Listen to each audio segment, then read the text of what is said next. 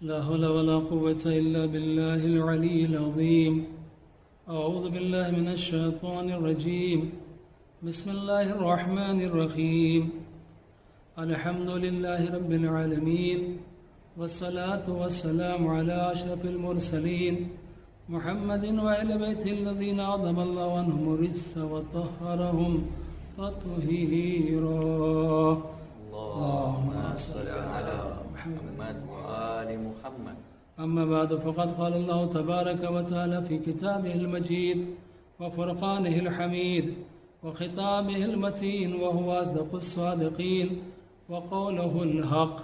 بسم الله الرحمن الرحيم.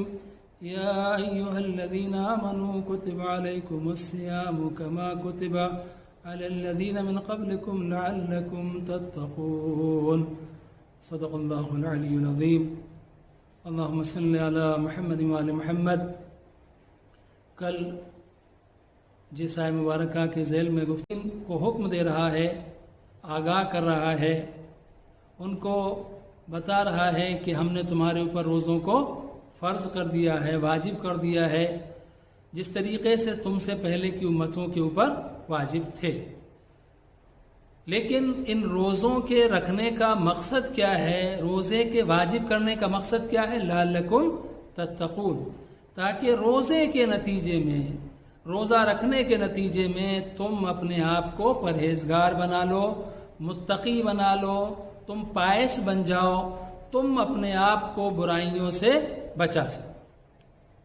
لہذا اگر ہم دیکھیں کہ جو چیزیں روزے کو باطل کرتی ہیں، مفترات روزہ، مبطلات روزہ جو ہیں، جو علماء نے بیان کیے ہیں، وہ 9 چیزیں ہیں. لیکن ان 9 چیزوں کے علاوہ بھی بہت ساری چیزیں ہیں جس سے پیغمبر اکرم حضرت محمد مصطفیٰ صلی اللہ علیہ وآلہ وسلم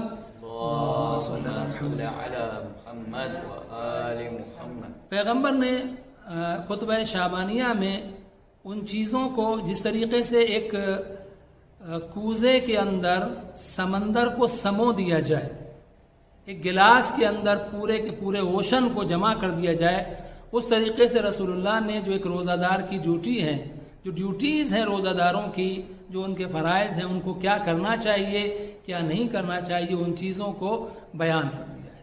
اور وہ ایک ایک چیز وہ ہے کہ جو ہم کو بتاتی ہے کہ صرف یہ چیزیں کہ ہم کھانا نہ کھائیں، ہم پانی نہ پئیں، ہم یہ نہ کریں، ہم وہ نہ کریں، صرف یہ 9 چیزیں نہیں، بلکہ اگر ایک روزہ دار یہ چاہتا ہے کہ اس کا روزہ واقعی بامعنی ہو، اس کا روزہ بامقصد ہو، وہ واقعی روزے سے کچھ حاصل کر سکے، تو اسے اپنے آپ کو تمام محرمات سے، تمام حرام چیزوں سے اپنے آپ کو بچانا پڑے گا، اور تمام واجبات کو ادا کرنے کی کوشش کرنی پڑے گی. اور صرف واجبات کی بات نہیں ہے، بلکہ مستحبات کو بھی زیادہ سے زیادہ ادا کرنے کی کوشش کرنی چاہیے. چنانچہ اب آپ دیکھیں پیغمبر اکرم نے جن چیزوں کی طرف اشارہ کیا ہے، اس میں سے ایک چیز جو پیغمبر نے بتائی ہے وہ ہے وَتَصَدَّقُوا عَلَى فُقَرَائِكُمْ وَمَسَاكِينِكُمْ. پیغمبر فرماتے ہیں کہ اور اپنے فقراء اور مساکین کو صدقہ دو. یعنی رمضان کے مہینے میں صرف یہ نہیں کہ میں نے روزہ رکھا ہے، بلکہ نہیں، پیغمبر کہتے ہیں کہ اس مہینے کا ایک فائدہ یہ بھی اٹھاؤ کہ جو تم میں سے لوگ فقیر ہوں، جو محتاج ہوں، جو ضرورت مند ہوں، جو نیڈی پرسنز ہیں، ان کی تم مدد کرو، انہیں صدقہ دو.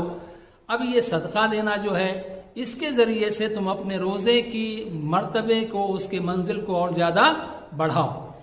اگر آپ دیکھیں کہ قرآن مجید میں سورہ بقرہ کا جو آغاز ہوتا ہے بسم اللہ الرحمن الرحیم الف لام میم ذالک الکتاب لا ریب فیہ، یہ وہ کتاب ہے جس میں کسی طریقے کا کوئی شک اور شبے کی گنجائش نہیں ہے.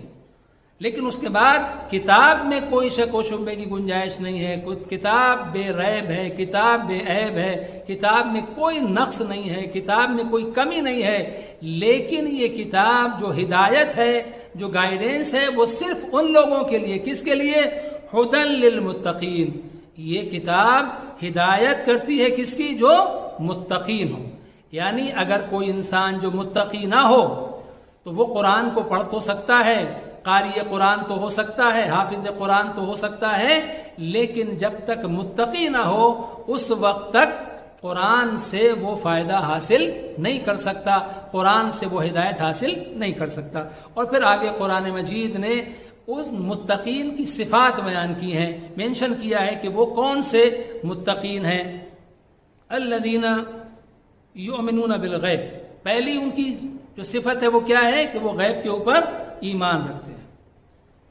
وَيُقِيمُونَ الصَّلَاةَ، اور وہ نماز کو پابندی کے ساتھ ادا کرتے ہیں۔ وَمِمَّا رَزَقْنَاهُمْ يُنْفِقُونَ، اور یہ وہ منزل ہے جس کے لیے میں نے اس آیت مبارکہ کو تلاوت کرنے کا شرف حاصل کیا کہ اور اللہ سبحانہ و تعالیٰ کہتا ہے کہ ہم نے جو ان کو روزی عطا کی ہے اس روزی میں سے وہ انفاق کرتے ہیں۔ انفاق کا مطلب کیا ہے؟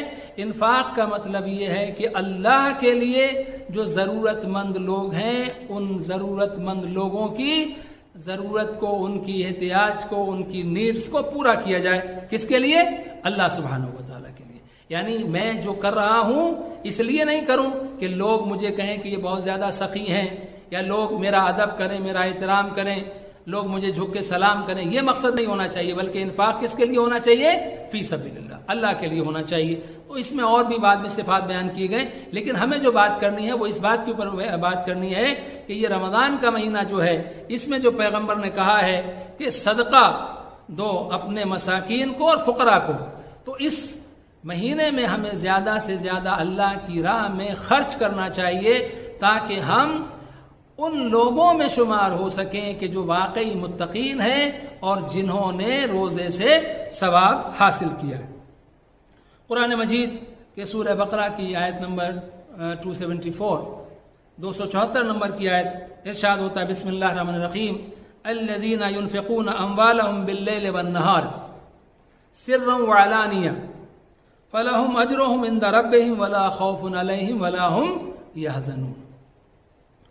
یہ وہ لوگ ہیں کہ جو اللہ کی راہ میں انفاق کرتے ہیں، اللہ کی راہ میں صدقہ دیتے ہیں، خیرات کرتے ہیں، اللہ کی راہ میں لوگوں کی مدد کرتے ہیں، لوگوں کو دیتے ہیں۔ کب دیتے ہیں؟ باللیل والنہار، جو رات میں بھی دیتے ہیں اور دن کے اندر بھی دیتے ہیں۔ سرا وعلانیہ، چھپ کے بھی دیتے ہیں، سیکرٹ طریقے سے، معلوم جس کو دیا گیا اس کو معلوم بھی نہ ہو کہ دینے والا کون ہے اور اس کی مدد بھی ہو جائے۔ علانیہ بھی دیتے ہیں، کھلے عام بھی دیتے ہیں۔ کھلے عام دینے کا ایک فلسفہ یہ ہے کہ کبھی کچھ اعمال ہم کو کھلے عام اس لیے کرنے چاہیے، ظاہر بظاہر اس لیے کرنے چاہیے، اوپنلی اس لیے کرنے چاہیے تاکہ دوسرے لوگ اس کام کو دیکھنے کے بعد ان کے اندر بھی یہ جذبہ پیدا ہو، ان کے اندر بھی یہ فیلنگ پیدا ہو کہ یہ اچھا کام ہے، ہم کو بھی کرنا چاہیے۔ مثلا نماز ہے، مستحب نماز ہم گھر میں پڑھیں ثواب زیادہ ہے، لیکن واجب نماز کا ثواب مسجد میں زیادہ ہے۔ چونکہ اگر میں مسجد جاتا ہوں تو ہو سکتا ہے مجھے دیکھنے کے بعد دوسرے لوگوں کو بھی رغبت ملے، وہ بھی اس چیز کے اوپر معمور ہو کہ ہم کو بھی مسجد کے اندر نماز پڑھنی چاہیے۔ اور ایک جو اہم بات ہے وہ یہ بھی ہے کہ کہیں ایسا نہ ہو کہ میں گھر میں تو نماز پڑھتا ہوں لیکن لوگ یہ سمجھے کہ میں نماز نہیں پڑھتا ہوں۔ لہٰذا واجبات کا کبھی اظہار اس طریقے سے ہونا چاہیے کہ جس سے دوسرے لوگوں کو بھی رغبت حاصل ہو، ان کے اندر بھی یہ جذبہ پیدا ہو، ان کے اندر بھی یہ فیلنگ آئے کہ ہم کو بھی یہ کام کرنا چاہیے۔ تو اسی طریقے سے جو صدقات کی منزل ہے، جو انفاق کی منزل ہے، اس میں یہ ہے کہ کہا گیا کہ رات میں بھی اور دن میں بھی، چھپ کے بھی اور اعلانیہ طور پر کھلم کھلا سب کے سامنے بھی دیتے ہیں تاکہ دوسرے لوگوں کو بھی اس سے رغبت حاصل ہو۔ تو یہ لوگ جو ہیں فَلَهُمْ أَجْرُهُمْ عِنْدَ رَبِّهِمْ، یہ لوگ وہ ہیں کہ ان کا اجر ان کے اس کا ریوارڈ جو ہے وہ کون عطا کرے گا؟ اللہ سبحانہ و، کسی دوسرے میں کسی دوسرے کی اوقات نہیں ہے، کسی کی حیثیت نہیں ہے کہ جو انسان اللہ سبحانہ و تعالیٰ کے لیے انفاق کر رہا ہے، خالصتاً لوجہ اللہ کر رہا ہے، کوئی دوسرا انسان اس کا اجر دے سکے، یہ کسی کی حیثیت نہیں ہے۔ تو اب اس کا نتیجہ کیا ہوگا؟ اللہ سبحانہ و تعالیٰ اجر دے گا، اور وہ اجر کس طریقے کا ہوگا کہ وہ قیامت کا دن جو بڑا مشکل دن ہے، لیکن یہ لوگ جو ہوں گے ان کے لیے کیا ہوگا؟ وَلَا خَوْفٌ عَلَيْهِمْ وَلَا هُمْ يَحْزَنُونَ، یہ لوگ وہ ہوں گے کہ انہیں اس دن نہ کسی طریقے کا کوئی خوف ہوگا، نہ کوئی ڈر ہوگا، اور نہ کوئی رنج و ملال ہوگا۔ عزیزان محترم، انفاق فی سبیل اللہ، اللہ کی راہ میں خرچ کرنا، یہ ہمیشہ سے ہر زمانے میں اس کی بہت زیادہ اہمیت ہے اور ہمیشہ انسان کو اس کے اوپر کام کرنا چاہیے۔ لیکن آج کے دور میں جو یہ ہم ایک بیماری ہمارے سامنے آئی ہے کرونا وائرس کی، جو دنیا بھر میں ہے، آج کے زمانے میں اس کی اہمیت بہت زیادہ ہو گئی ہے، کیونکہ آج جو لوگ ضرورت مند ہیں وہ تو ضرورت مند ہیں، لیکن کتنے لوگ ایسے ہیں کہ جو ماشاءاللہ سے ان کے پاس صحیح انکم کا ذریعہ تھا لیکن ان کے کام بند ہیں، اس کی وجہ سے وہ ضرورت مند ہیں۔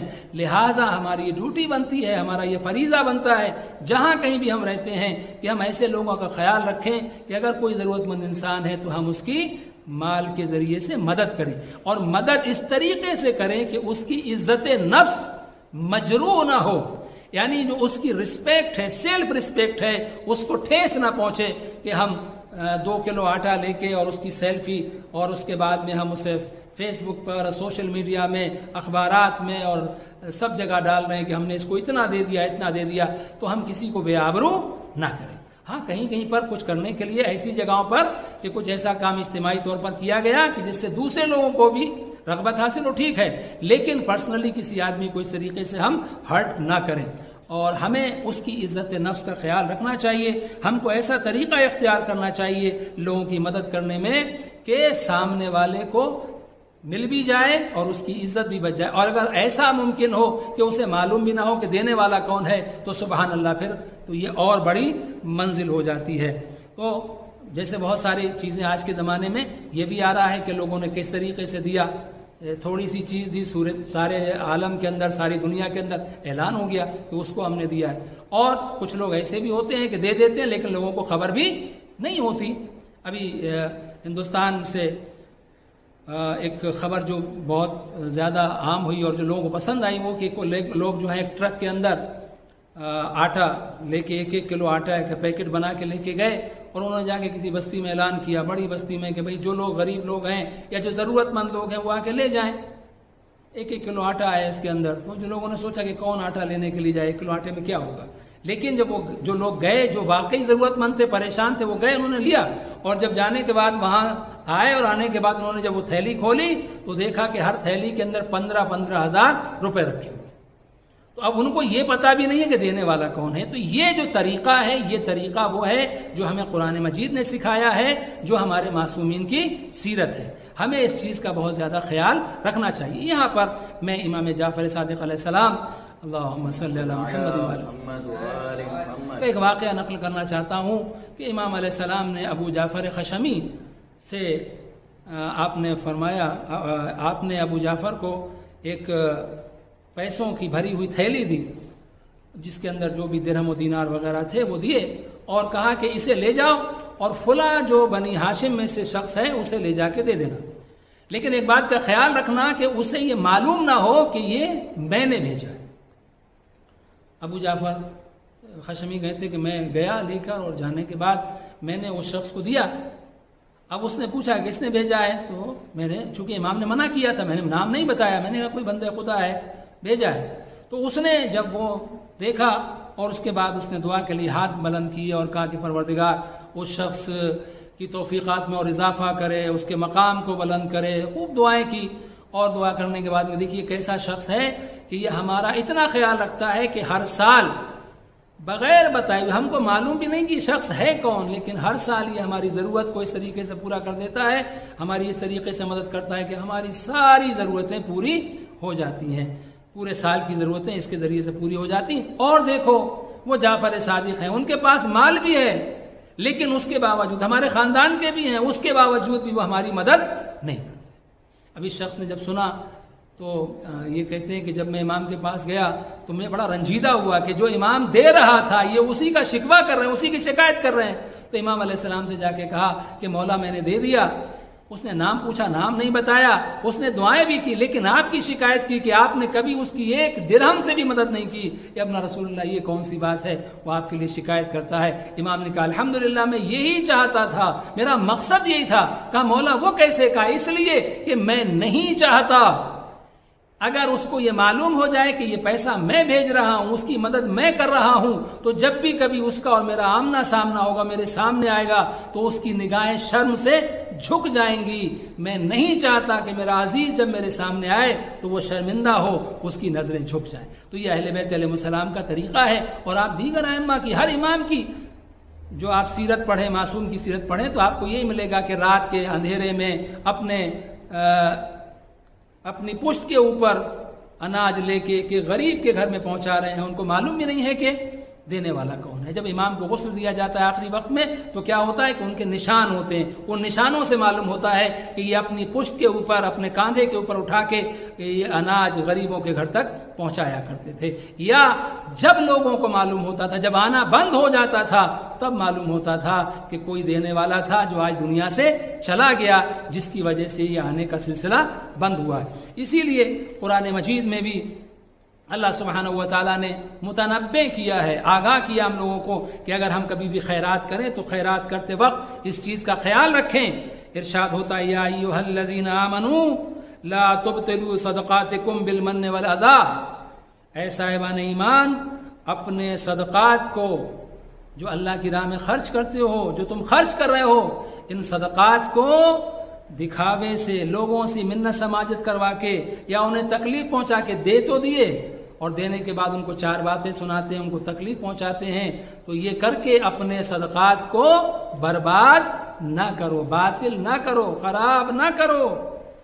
کالذی ينفق مالہ رئاء الناس، ان لوگوں کی طریقے سے جو مال کو خرچ کرتے ہیں لوگوں کو دکھانے کے لیے، بوسٹنگ کے لیے، ریاکاری کے لیے، لوگ یہ کہیں اتنے سخی ہیں، اتنا دیتے ہیں، اتنا بڑے سخاوت کرنے والے ہیں، لہذا لوگوں کے لیے اس کام کو نہیں کرو۔ کون سے لوگ؟ وَلَا يُؤْمِنُ بِاللَّهِ وَالْيَوْمِ الْآخِرِ، وہ لوگ جن کا ایمان نہ اللہ کے اوپر ہے اور نہ یوم آخرت کے اوپر ہے۔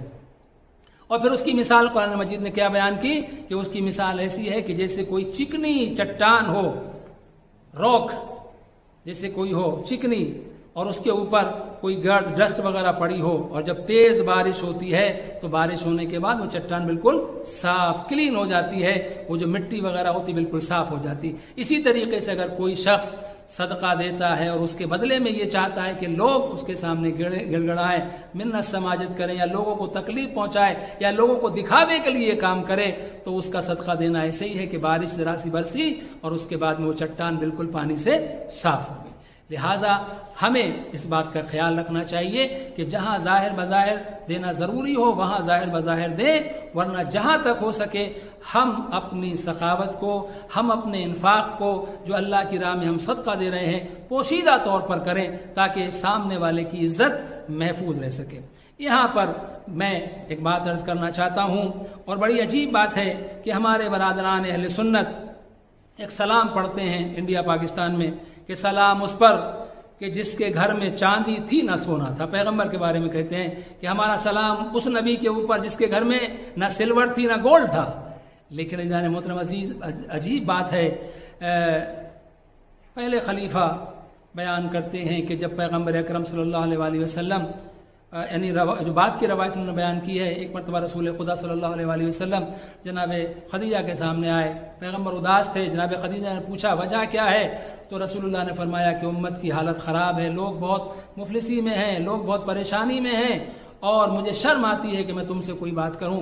تو اس کے بعد جناب خدیجہ نے وہ جو مال ان کے پاس تھا اس مال کو منگایا اور اس مال کو جمع کیا اور اس کو ڈھیر کیا گیا۔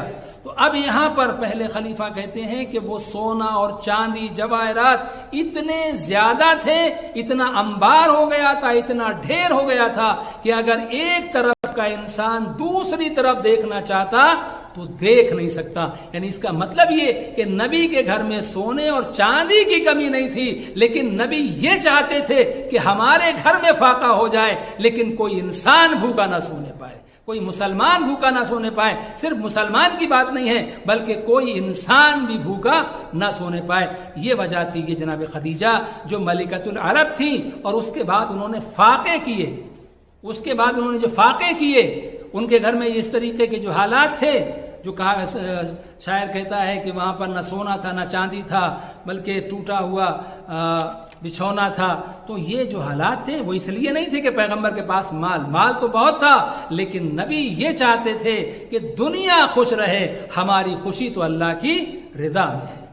ہم کسی کو دیتے ہیں، ہمارا پروردگار اس سے خوش ہے، اسی رضا میں ہماری رضا ہے. اور اسی لیے جناب خدیجہ سلام اللہ علیہا کو وہ مقام حاصل ہوا، وہ مرتبہ حاصل ہوا کہ جب تک جناب خدیجہ زندہ رہیں پیغمبر اکرم نے کوئی دوسری شادی نہیں کی. اور جناب خدیجہ کی رحلت کے بعد، ان کی وفات کے بعد رسول اللہ نے بہت ساری شادیاں کی. 10 بیویاں تھیں. بعد میں جب رسول اللہ نے وفات پائی اس وقت بھی 9 بیویاں موجود تھیں، لیکن اس کے باوجود بھی رسول خدا کبھی بھی جناب خدیجہ کو بھولے نہیں، بلکہ ہمیشہ جناب خدیجہ کو یاد کرتے تھے، ان کی سخاوت کو یاد کرتے تھے، ان کے ایمان کو یاد کرتے تھے کہ وہ اس. تو عزیزان محترم، یہ جو سیرت ہے، اور یہ یہاں پر ایک بات یہ ہے کہ اگر ہمارے پاس زیادہ مال دنیا ہے تبھی کی بات نہیں. اگر ہمارے پاس مال نہیں بھی ہو، ہمارے پاس کم بھی ہو، جو بھی ہمارے پاس ہے تھوڑا سا بھی ہے، تو ہم اس کو بھی اللہ کی راہ میں خرچ کریں. لہٰذا اس ماہ مبارک رمضان میں جیسا کہ اللہ کے نبی نے ہم کو حکم دیا ہے کہ ہم جو مساکین ہیں، جو غرباء ہیں، فقراء ہیں، انہیں صدقہ دیں. لہٰذا اس مہینے میں روزوں کے ساتھ ساتھ، تلاوت قرآن پاک کے ساتھ ساتھ، نمازوں کے ساتھ ساتھ ہم اس طرف بھی توجہ دیں اور دوسرے مومنین کا خیال رکھیں، دوسرے لوگوں کا خیال رکھیں، تاکہ ہم سچے مسلمان بن سکیں، سچے مومن بن سکیں. اور اللہ سبحانہ و تعالیٰ جو ہم کو متقی بنانا چاہتا ہے، ہم متقی بنیں، اور ہم جہاں بھی رہیں ہم اسلام کے نام کو روشن کریں، اسلام کے نام کو خراب نہ کریں. اللہ سبحانہ و تعالیٰ ہمیں نیک اعمال کرنے کی توفیق عنایت فرمائے اور ہمارے امام علیہ السلام کے ظہور میں تعجیل کرے. اللہم عجل لولیک الفرج. اللہم صلی علی محمد وعلی محمد.